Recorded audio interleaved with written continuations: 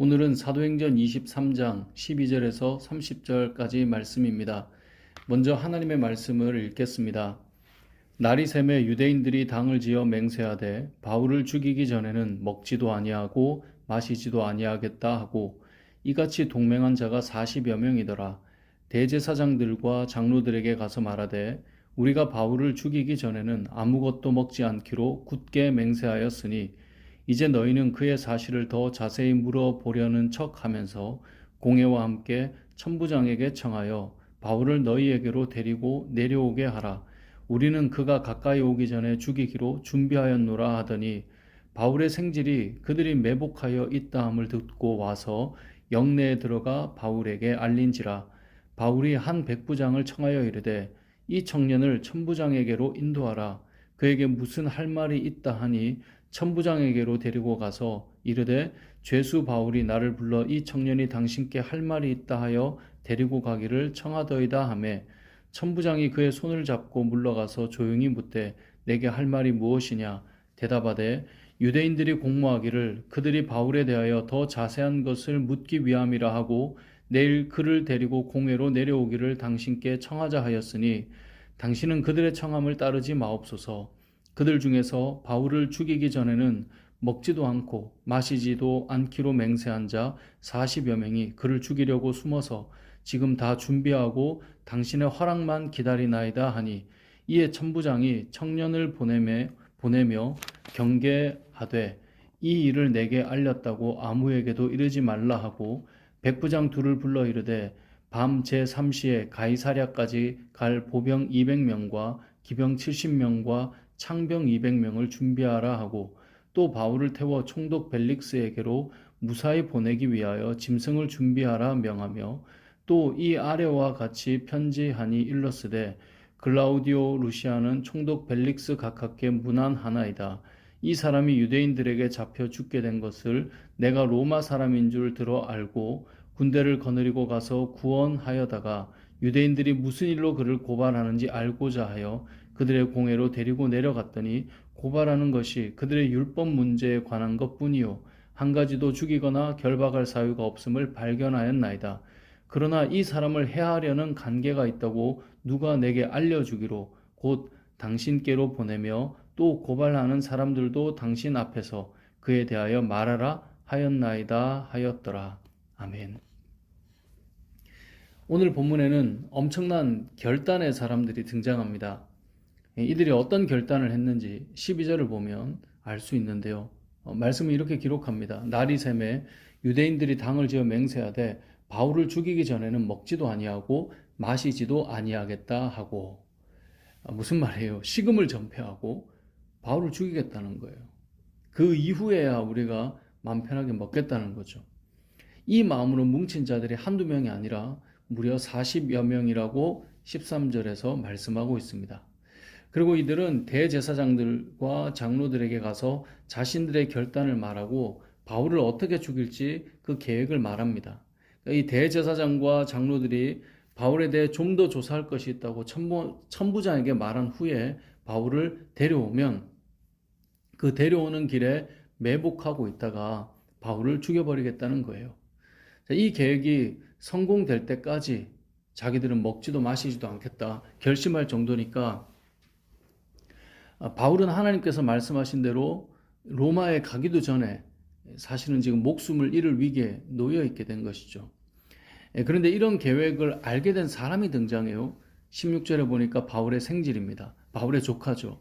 조카가 이 계획을 바울에게 알렸고 그래서 바울이 백부장에게 요청하여 조카를 천부장에게 보내어 이 지금 사실을 알리게 하는 겁니다. 그리고 이 소식을 들은 천부장은 어떻게 할까요? 바울을 안전하게 로마까지 호송하기 위해서 이제 군인들을 모으고 일들을 펼쳐 나갑니다. 물론 지금 바로 로마로 가는 건 아닙니다만 왜 그렇게 하느냐? 바울은 로마 시민권자거든요. 그러니까 혹여나 사고가 터지면 이게 문제가 되는 거예요. 그래서 백부장 둘을 불러다가 가이사랴까지 바울을 데리고 갈 군인들을 준비시켜요. 죄수 한 사람을 호송하기 위해 보병 200명, 기병 70명, 창병 200명을 준비시켰다라고 오늘 본문은 말해요. 너무너무 안전하게 데려가는 거죠. 이뿐 아니라 바울은 걸어가지도 않아요. 24절을 보면 이렇게 말씀해요. 또 바울을 태워 총독 벨릭스에게로 무사히 보내기 위하여 짐승을 준비하라 명하며, 그러니까 짐승에 태워서 보내는 거예요. 우리가 볼 때 죄수의 신분, 그러니까 메인자이지만 하나님께서 바울을 로마로 보내시기 위해서 군대를 사용하셔서 그를 보호할 뿐만 아니라 바울이 힘들지 않게 짐승까지 태워서 가이사랴로 가도록 하고 있는 거예요. 목숨을 걸고 바울을 죽이려고 하는 자가 한두 명이 아님에도 불구하고 하나님께서는 바울을 가장 안전하게 인도해 가신다라는 것을 오늘 본문은 우리에게 알려주고 있는 것입니다. 왜 이렇습니까? 하나님 이미 약속하셨잖아요. 우리가 어제 보았던 본문의 마지막 구절인데요. 11절을 보면 이렇게 말씀하세요. 그날 밤에 주께서 바울 곁에 서서 이르시되 담대하라. 내가 예루살렘에서 나의 일을 증언한 것 같이 로마에서도 증언하여야 하리라 하시니라. 아멘. 담대하라는 거예요. 다른 말로 걱정하지 말라는 거예요. 너가 지금 예루살렘에서 나의 일을 지금 이렇게 증언한 것처럼 로마에서도 증언해야 될 거다. 그러니까 걱정하지 마라. 이 말은 뭡니까? 내가 너를 로마까지 안전하게 보내겠다는 거예요. 하나님께서 바울을 보호하고 계신 것입니다. 그러니까 로마의 그 많은 군대들이 바울을 보호하고 심지어 바울을 짐승에 태워서까지 안전하게 인도하고 있다는 거죠. 왜요? 하나님께서 내가 너 보호하고 로마까지 안전하게 보낼게 약속하셔서 그런 것입니다. 이 땅을 살아가는 저와 여러분의 삶도 마찬가지입니다. 우리가 주를 위해 살면 하나님께서 그 삶을 살아갈 수 있도록 우리를 지키고 돌보십니다. 필요하다면 세상의 힘을 가지고 끌어와서 저와 여러분을 돌보시기도 하는 것입니다. 누가 그랬던 것처럼요? 바울이 그랬던 것처럼. 그렇기 때문에 하나님께서 우리에게 말씀하시는 거예요. 담대해라. 걱정하지 마라. 너가 여기에서 나를 위해 살아가는 것처럼 거기에서도 그렇게 될 것이다. 여러분, 우리는 하나님의 이 말씀을 믿고 담대하게 나아가야 합니다. 여러분 걱정하지 마십시오. 주님을 위해 여러분이 살아가면 주님이 여러분을 돌보시고 지키십니다. 때로는 필요하다면 밖에 있는 그 힘을 가지고 여러분을 보호하는 일들도 일어나게 될 것입니다. 그래서 하나님 말씀하시는 거예요. 담대하라. 담대하시기 바랍니다. 또 한 가지 오늘 본문에서 기억할 것은 바울의 생질의 등장입니다.